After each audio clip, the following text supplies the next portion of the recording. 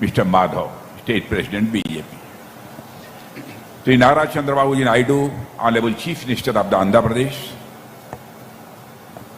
and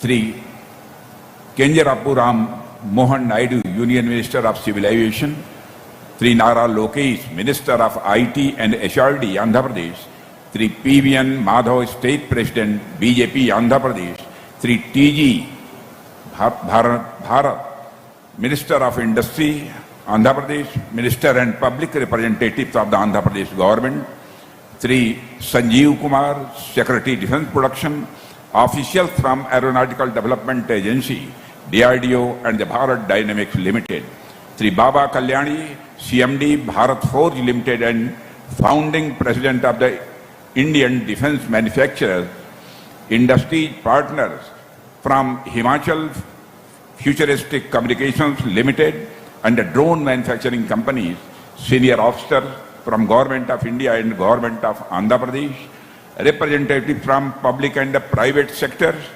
young entrepreneurs, innovators and the industry leaders, friends from media, ladies and gentlemen. Ella unnaru. मेरे बहनों भाइयों, आज का दिन बहुत ही खास है।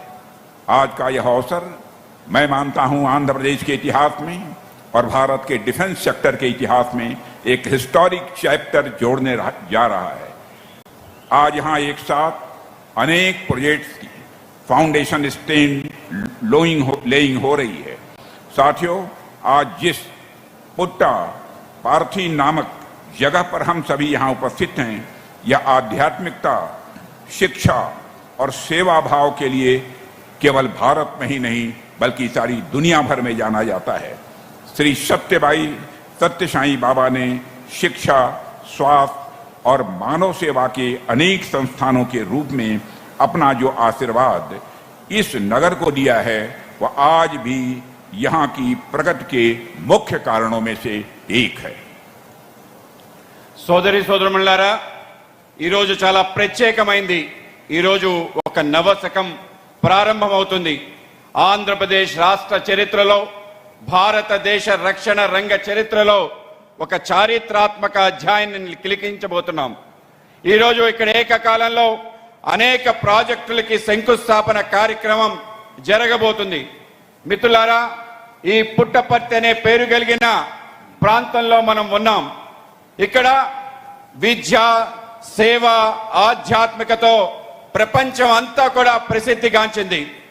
శ్రీ భగవాన్ సత్యసాయి బాబా యొక్క మానవ సేవ, విద్య, వైద్యం కోసం అనేక సంస్థలు స్థాపించాయి। ఆ రూపంలో ఈ యొక్క ప్రాంతాన్ని ఆశీర్వదించారు। ఇది ఈ రోజు ఈ ప్రాంతం యొక్క ప్రగతికి ఒక కారణం।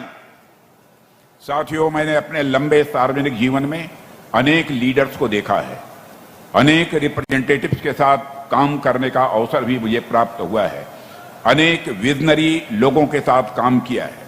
लेकिन टेक्नोलॉजी के प्रति जो जुनून, डेवलपमेंट के प्रति जो कमिटमेंट और फ्यूचर को प्रेडिक्ट कर पाने की जो दूरदृष्टि हमें नायडू गारू में है, वह बिरले ही देखने को मिलती है।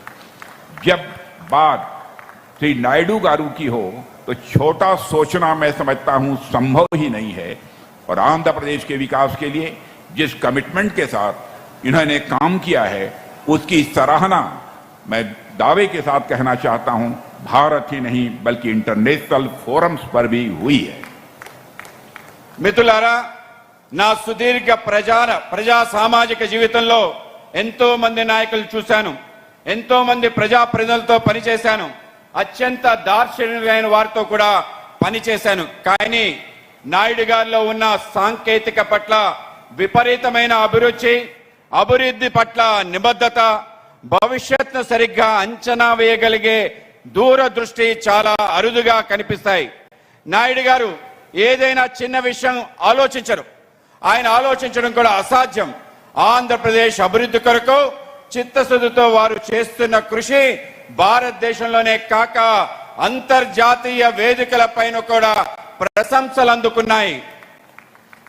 बहनों भाइयों, आप लोगों को मालूम होगा कि नायडू गारू को अनेक अंतर्राष्ट्रीय सम्मान भी प्राप्त हुए हैं।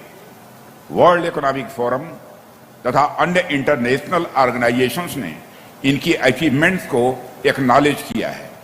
प्रॉफिट नाम की मैगजीन ने तो 2001 में ही इन्हें 7 वर्किंग वंडर्स में शामिल किया था, जो अपने आप में इनकी क्षमता को दिखाता है। आपका टेम्परामेंट मैं अच्छी तरह जानता हूं साइंटिफिक है और आईटी और इनोवेशन को लेकर आपका फोकस इनक्रेडिबल है, और यही कारण है कि गूगल जैसी बड़ी और मल्टीनेशनल कंपनी लाखों करोड़ों रुपए के अपने एआई डाटा सेंटर की स्थापना के लिए वह आंध्र प्रदेश को ही चुनती है। और मुझे पूर्ण विश्वास है कि आने वाले समय में नायडू गारू के नेतृत्व में